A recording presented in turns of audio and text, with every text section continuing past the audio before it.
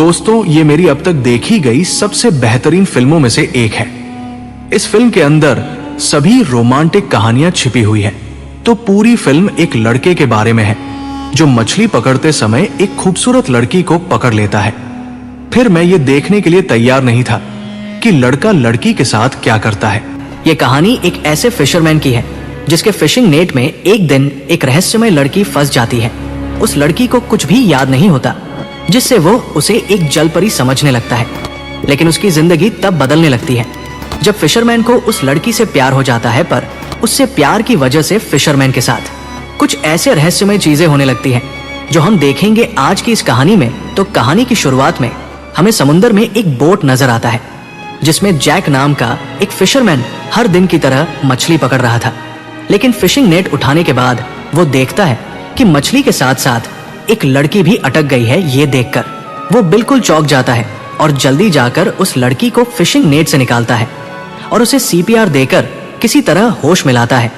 वो बिल्कुल घबराया हुआ था क्योंकि अचानक नेट में एक लड़की का फंस जाना वाकई घबराने वाली बात है। वो लड़की भी बहुत डरी हुई थी और अभी भी उसकी हालत खराब थी। तो जैक उसे उठाकर बोट के अंदर ले आता है और एक चादर उड़ा देता है। फिर उसे हॉस्पिटल ले जाने के लिए फोन करने वाला होता है, लेकिन वो लड़की मना कर देती है और कहती है मुझे कहीं भी नहीं जाना, मैं ठीक हूं। इसके बाद जैक उससे नाम पूछता है, पर वो अपना नाम बता नहीं पाती, जिससे जैक को लगता है पानी की वजह से शायद उसकी याददाश्त चली गई है। इसके बाद वो उस लड़की को लेकर अपने माँ के घर चला आता है। दरअसल उसकी माँ की डेथ कुछ सालों पहले हो चुकी थी। तो जैक ने सोचा कि ये लड़की यहाँ अच्छे से रह सकती है। फिर उसे एक दूसरा चादर उड़ा देता है और खाने के लिए उसे अपना लंच भी दे देता है। अब जैक लेट हो चुका था क्योंकि आज उसे अपनी बेटी को लेकर डॉक्टर के पास जाना था। तो उसे यहाँ रुकने के लिए कहकर वो चला आता है। उसके बाद वो अपनी एक्स वाइफ मौरा के घर पहुंचता है। दरअसल मौरा के साथ उसकी डिवोर्स हो चुकी है, पर उनकी 67 साल की एक बेटी है जिसका नाम है एनी। डिवोर्स के बाद मौरा उसके बॉयफ्रेंड एलेक्स के साथ रहती है और एनी भी उन्हीं के साथ वहां रहती है। पर एनी की किडनी खराब है और उसे ट्रांसप्लांट की जरूरत है। लेकिन जब तक मैच नहीं मिलता उसे डायलिसिस के लिए ले जाना पड़ेगा। पर आज हॉस्पिटल पहुंचने के बाद उन्हें पता चलता है कि लेट होने की वजह से डॉक्टर चले गए हैं, लेकिन फिर भी वो एक नर्स से डायलिसिस का प्रोसेस शुरू कर देते हैं। इसी बीच एनी अपने डैड से कहती है मुझे कोई कहानी सुनाओ। तो जैक अपनी प्यारी सी बेटी को एक फिशरमैन की कहानी सुनाता है जिसमें एक फिशरमैन था जो हर रोज मछलियां पकड़ता था।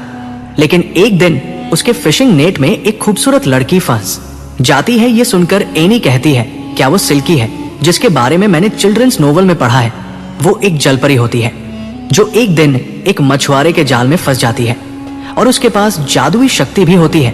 तो जैक कहता है नहीं, मेरी वाली कहानी अलग है जो मैं तुम्हें फिर कभी सुनाऊंगा। फिर हम देखते हैं कि नर्स एनी के लिए एक ऑटोमेटेड व्हील चेयर देती है जिसे पाकर वो बहुत ही खुश हो जाती है। और फिर जैक अपनी बेटी को उसकी माँ मोरा के घर पहुंचा देता है। यहाँ पर मोरा जैक पर गुस्सा करती है क्योंकि वो एनी को लेकर हॉस्पिटल में लेट पहुंचा था। वो कभी भी सही से बात नहीं करती और अल्कोहलिक भी है। इसके बाद अगले दिन का सीन देखते हैं जहां जैक अपनी माँ के घर जाता है और उस लड़की से मिलकर उसकी हालचाल पूछता है। अब जैक फिशिंग में जाने के लिए बोट तैयार कर रहा होता है तो वो लड़की कहती है मुझे भी लेकर चलो। पर जैक कहता है फिशिंग में लड़कियों को ले जाना बैड लक होता है और वैसे भी आजकल मेरा बैड लक ही चल रहा है। लेकिन उसके जिद करने पर वो मान जाता है। अब आगे उन दोनों को फिशिंग बोट पर देखते हैं। जैक पूछता है क्या तुम्हारा नाम याद आया है? वो कहती है अभी तक तो याद नहीं आया, पर तुम मुझे ऑनलाइन बुला सकते हो। अब जैक मछली पकड़ना शुरू कर देता है, लेकिन आज उसे मछली नहीं मिल रही थी। इतने में ऑनडाइन बहुत ही खूबसूरत आवाज में गाना गाने लगती है और जैक देखता है कि ऑनडाइन के गाने की वजह से उसे बहुत ही अच्छी मछलियां मिलने लग गई है। ये देखकर वो खुश हो जाता है। फिर ऑनडाइन भी उसकी मदद करती है और इस तरह दोनों मिलकर बहुत सारी मछलियां पकड़ लेते हैं। इसके बाद वो किनारे पर चले आते हैं और जैक मछलियां लेकर मार्केट जाने के लिए तैयार हो जाता है। फिर वो ऑनडाइन से कहता है तुम हर रोज मेरे साथ चल सकती हो और जितना फिश सेल करके प्रॉफिट होगा उसमें से कुछ पैसे मैं तुम्हें भी दूंगा। और फिर उसे मार्केट भी चलने के लिए कहता है। लेकिन ऑनडाइन कहती है मुझे लोगों से मिलना पसंद नहीं है। जैक कहता है तुम मुझसे तो मिलती हो, जिस पर वो कहती है मुझे सिर्फ तुमसे मिलना अच्छा लगता है। ये कहकर वो चली जाती है। इसके बाद जैक मार्केट जाकर फिश सेल कर देता है। फिर एक शॉप में जाकर ऑनलाइन के लिए एक ड्रेस खरीदता है। इसके बाद स्कूल में जाकर अपनी बेटी एनी से मिलता है। एनी अपने व्हील चेयर से जाने लगती है और जैक अपनी गाड़ी से, और ऐसे ही चलते हुए एनी अपने डैड से वो कहानी कंटिन्यू करने को कहती है। तो जैक कहता है वो लड़की फिशरमैन के साथ रहने लगती है और वो सिंगिंग करके अलग अलग फिश को अपने पास बुला सकती है। एनी कहती है मेरी वाली स्टोरी की जो सिल्की है वो भी अंडर वाटर अपने साथियों से गाना गाते हुए बात करती है। और इस तरह बात करते हुए एनी के घर तक आ जाने के बाद जैक अपने घर की तरफ चल पड़ता है और घर पहुंचकर ऑनडाइन को उसकी ड्रेस दे देता है। इससे वो बहुत खुश हो जाती है और जैक के गाल पर एक किस करती है। फिर जैक पूछता है तुम कितने दिन यहाँ रहने वाली हो, तो वो उल्टा पूछती है मैं कितने दिन यहाँ रह सकती हूँ। जैक कहता है अगर मुझसे पूछो तो मैं हमेशा तुम्हें यहीं पर रहने दे सकता हूँ। इसके बाद जैक गाड़ी लेकर कहीं जा रहा होता है। तभी हम वहां एनी को देखते हैं जो अपने डैड का पीछा करते हुए यहाँ तक आ पहुंची है, क्योंकि उसे लग रहा था कि शायद उसके डैड उससे कुछ छुपा रहे हैं। इसके बाद जैक को देखते हैं जो अक्सर चर्च में आकर फादर से कन्फेशन किया करता था, पर आज वो कन्फेशन में फादर को ऑनडाइन के बारे में सब कुछ बता देता है कि वो लड़की उसे किस तरह मिली थी, और पूछता है क्या वो लड़की कोई जलपरी हो सकती है, क्योंकि उसे कुछ भी याद नहीं है और वो अपना नाम भी बता नहीं पा रही। फादर कहते हैं मुझे कोई आइडिया नहीं, पर तुम्हारी बात मुझे बहुत ही अजीब लग रही है, इसीलिए मेरा सजेशन ये रहेगा कि तुम संभल कर रहो और आगे क्या होता है मुझसे आकर कन्फेस करते रहना। फिर अगले दिन जब ऑनडाइन नहा रही थी तभी एनी वहां पहुंच जाती है और ऑनडाइन को देख लेती है, और अब ये बात कंफर्म हो जाती है कि उसके डैड यही बात उससे छुपा रहे थे। उसे लग रहा था कि ये वही सेल्की है जिसके बारे में उसने चिल्ड्रंस नोवेल में पढ़ा था। फिर वो ऑनडाइन से कहती है तुम वही लड़की हो जिसके बारे में मेरे डैड जैक बात कर रहे थे। तुम्हारा सील कोड कहाँ है जिसे दफना देने से तुम 7 साल जमीन पर रह सकती हो। मैं जानती हूँ तुम्हारे पास मैजिकल पावर्स भी है, क्या तुम मेरी बीमारी को ठीक कर सकती हो। ऑनडाइन उसके पास आती है और उसकी प्यारी प्यारी बातें सुनकर उसे वो बहुत अच्छी लगती है। वो समझ जाती है कि एनी उसे जलपरी समझ रही है। एनी उससे बहुत सारे सवाल पूछती है, पर वो कोई जवाब ना देकर खुद को एनी की नोबेल वाली सेल की ही समझने देती है और कहती है आज से हम फ्रेंड्स हैं। फिर एनी जाने लगती है। तभी वो कहती है कि हम फिर कभी मिलेंगे और बहुत सारी बातें करेंगे। अब आगे हम ऑनडाइन को देखते हैं जहां जैक आकर कहता है मैं फिशिंग के लिए जा रहा हूँ, क्या तुम साथ चलो होगी। जिस पर वो मान तो जाती है, पर वो कहती है कि वहां तुम्हारे अलावा कोई और नहीं होना चाहिए। जैक भी कहता है कि हाँ ऐसा ही होगा। अब आगे जब वो समुद्र में होते हैं तो जैक ऑनडाइन की तरफ थोड़ा अट्रैक्ट होने लगता है क्योंकि वो बहुत खूबसूरत थी। इसके बाद वो गाना गाने लगती है जिससे जैक को आज भी बहुत सारी मछलियां मिलती हैं। तभी उनकी बोट के पास से गार्ड की एक बोट गुजरती है जिससे ऑनडाइन छिप जाती है। फिर 2 ऑफिसर बोट की तलाशी लेने के लिए आ जाते हैं और तलाशी लेते वक्त वो ऑफिसर्स ऑनडाइन को ढूंढ लेते हैं और जैक से पूछते हैं तुमने इस लड़की को यहाँ क्यों छुपा रखा है। जैक कहता है लड़की साथ रखना मेरे ख्याल से इलीगल जैसा कुछ नहीं है। वो ऑनलाइन से पूछते हैं क्या ये सच कह रहा है, तो वो कहती है कि हाँ मैं अपनी मर्जी से यहाँ आई हूँ। ये सुनकर ऑफिसर्स वहां से चले जाते हैं।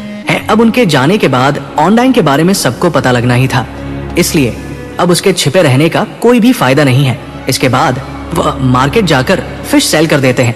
फिर वहां एनी भी आती है और तीनों कपड़े खरीदने के लिए शॉप पर जाते हैं। यहाँ भी एनी सिर्फ सेल्की के बारे में बातें कर रही थी कि वह कहाँ रहते हैं, और वो ऑनडाइन को अभी भी नोबल वाली सेल्की ही समझ रही थी। इधर ऑनडाइन एक ड्रेस पहन कर आती है जिससे वो बहुत ही खूबसूरत लग रही थी। इसी बीच हम एक अनजान आदमी को देखते हैं जो किसी की तलाश में यहाँ आया है।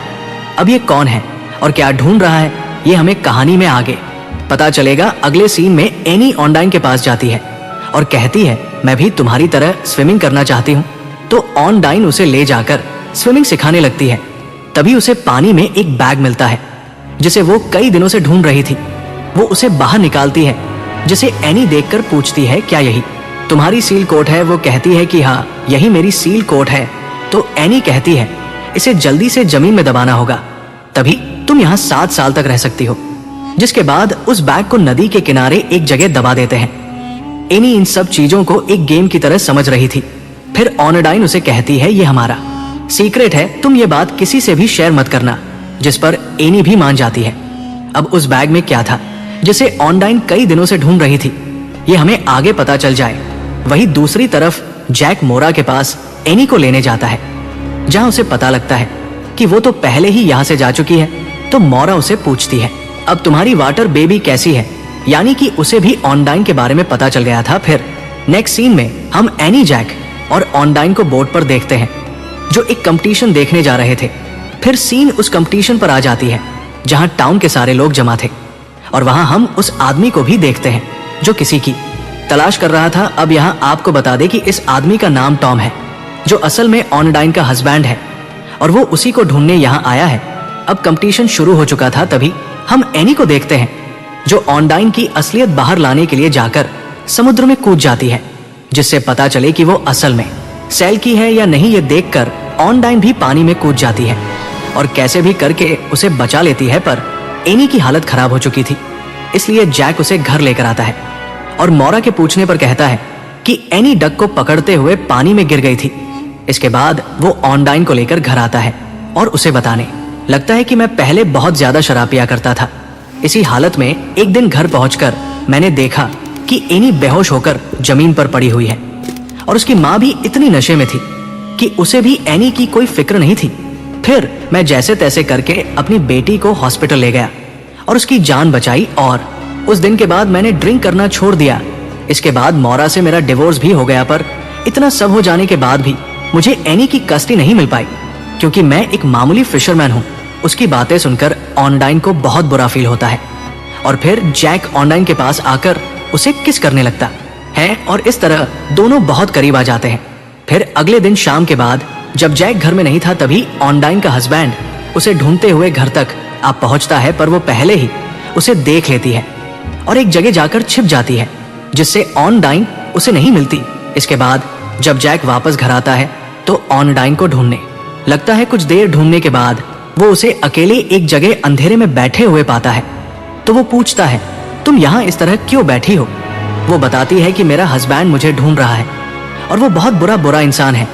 ये सुनकर जैक कहता है, अच्छा तुम्हारा कोई हस्बैंड भी है? उसे लग रहा था कि शायद ऑनडाइन की याददाश्त आ रही है, जिससे लुसिन हो रहा है, तो वो इस बात को हल्के में लेता है और पूछता है, अगर तुम्हें कोई विश मांगनी हो तो तुम क्या मांगोगे? ऑनडाइन जवाब देती है कि मैं मांगूंगी कि एनी की बीमारी ठीक हो जाए और हम दोनों इस तरह हमेशा साथ रह।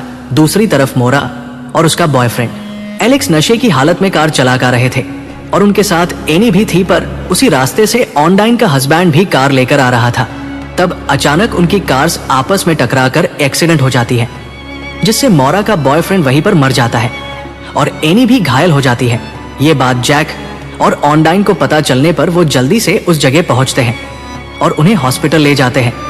एनी की तबीयत बहुत ही ज्यादा बिगड़ने लगती है और उसे तुरंत किसी किडनी डोनर की जरूरत होती है। तभी डॉक्टर नन जैक को बताते हैं कि फॉर्चुनेटली एलेक्स की किडनी एनी से मैच हो गई है, जिसके बाद एलेक्स की किडनी एनी में ट्रांसप्लांट कर दिया जाता है। इसी बीच हम देखते हैं ऑनडाइन का हबे उसे लेने आता है और कहता है मेरे साथ चलो, लेकिन ऑनडाइन उसे मना कर देती है और वहां से चली आती है। अगले सीन में हम मोरा के बॉयफ्रेंड का फ्यूनल होते हुए देखते हैं और जैक भी वहां होता है। मोरा बहुत दुखी थी और अब वो चल फिर भी नहीं सकती थी, इसलिए वो जैक से कहती है कि अब से एनी को तुम अपने पास रखोगे और उसकी अच्छे से देखभाल करोगे, लेकिन शर्त यह है कि तुम्हें पहले ऑनडाइन को वापस भेजना होगा जहां से वो आई थी, नहीं तो मैं एनी की कस्टडी तुम्हें नहीं दूंगी। ये सुनकर जैक कोई डिसीजन नहीं ले पाता कि अब उसे क्या करना चाहिए। इसके के बाद मोरा और जैक आखिरी बार साथ में ड्रिंक करते हैं। फिर जैक वहां से नशे की हालत में अपने बोट में पहुंचकर ऑनडाइन से कहता है मैं तुम्हें वही लेकर जा रहा हूं जहां से तुम आई हो। तुम एक जलपरी हो ना, इसीलिए अब तुम्हें मुझसे दूर जाना होगा। ये कहकर वो उसे बोट से दूर एक छोटी सी वीरान आइलैंड पर ले जाने लगता है। ऑनडाइन उसे समझाने की कोशिश करती है कि जैसा तुम समझ रहे हो वैसा कुछ भी नहीं है, पर वो जबरदस्ती उसे आइलैंड पर ले जाकर वहां छोड़ आता है और फिर बोट स्टार्ट करके जाने वाला होता है। लेकिन फिर भी ऑनडाइन भागते हुए बोट के पास आती है और उसे छोड़कर ना जाने के लिए कहती है, पर ऑनडाइन के रहने से जैक को अपनी बेटी नहीं मिलेगी, इसलिए वो उसकी एक भी बात नहीं सुनता और ना चाहते हुए भी उसे वहां छोड़कर चला आता है। वापस आने के बाद जैक अपनी बेटी को घर ले आता है, जहां एनी उससे ऑनडाइन के बारे में पूछती है तो वो कहता है कि वह जहां से आई थी वहीं पर चली गई है। इसके बाद जब एनी टीवी चैनल बदल रही होती है तो जैक वही गाना सुनता है जो ऑनडाइन अक्सर गाया करती थी।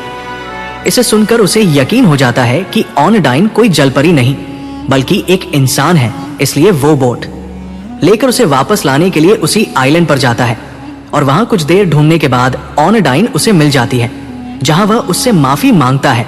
फिर उसके पास जाकर अपना जैकेट उसे पहना देता है और उसे वापस घर चलने के लिए कहता है।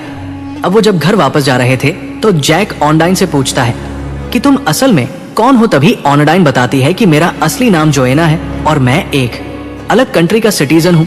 मेरा हस्बैंड टॉम एक अच्छा आदमी नहीं है, पर फिर भी मैं उसके कहने पर उसके साथ इल्लीगली ड्रग्स एक्सपोर्ट किया करती थी। लेकिन एक दिन पुलिस ने हमें समुद्र के बीच घेर लिया और मेरे हस्बैंड को तैरना नहीं आता था, इसलिए उसने मुझे ड्रग्स का बैग लेकर समुद्र में कूदने के लिए कहा और मैंने वैसा ही किया। मैं कई घंटों तक तैरती रही और आखिरकार बेहोश हो गई। मुझे लगा कि मैं मर जाऊंगी, लेकिन किस्मत से मैं तुम्हारे फिशिंग नेट में फंस गई और तुमने मुझे बचा लिया। इसके बाद जब वो घर पहुंचते हैं तो देखते हैं कि ऑनडाइन का हस्बैंड उसी बैग को लेने आया है जिसमें ड्रग्स थे। वो कहता है, मुझे पता है तुम दोनों ने उस बैग को कहीं छुपा रखा है, मुझे वो बैग दे दो, नहीं तो मैं इस बच्ची को मार दूंगा। तभी जैक उसके साथ लड़ाई शुरू कर देता है, लेकिन वहां एक और आदमी आकर जैक पर गन तान देता है। टॉम भी ऑनडाइन को मारने लगता है और कहता है, अगर तुमने नहीं बताया तो मैं इन दोनों बाप बेटी को मार दूंगा। तो ऑनडाइन उसे बैग की छुपी हुई जगह बता देती है, लेकिन वहां ढूंढने पर टॉम को बैग नहीं मिलता क्योंकि एनी ने वो बैग पहले ही कहीं दूसरी जगह छुपा दिया था। इसके बाद ऑनडाइन उसे सही जगह बताने के लिए कहती है, पर एनी मना कर देती है और कहती है, अगर मैंने तुम्हें तुम्हारा सील कोड दे दिया तो तुम चली जाओगी। लेकिन ऑनडाइन उसे समझाकर कहती है, मैं कहीं नहीं जाऊंगी। जिसके बाद वो बता देती है कि उसने बैग को रस्सी से बांधकर समुद्र के नीचे छुपा रखा है। फिर टॉम और उसका साथी जाकर बैग निकालने में लग जाते हैं और इसी बीच मौका पाते ही ऑनडाइन टॉम और उसके आदमी को पानी में धकेल देती है, जिससे टॉम तैर नहीं पाता और वहीं पर डूबकर मर जाता है। इसके बाद पुलिस आकर टॉम की लाश और उसके साथी को ले जाते हैं। साथ ही ऑनडाइन को भी हिरासत में ले लिया जाता है क्योंकि वो इस देश की नागरिक नहीं थी।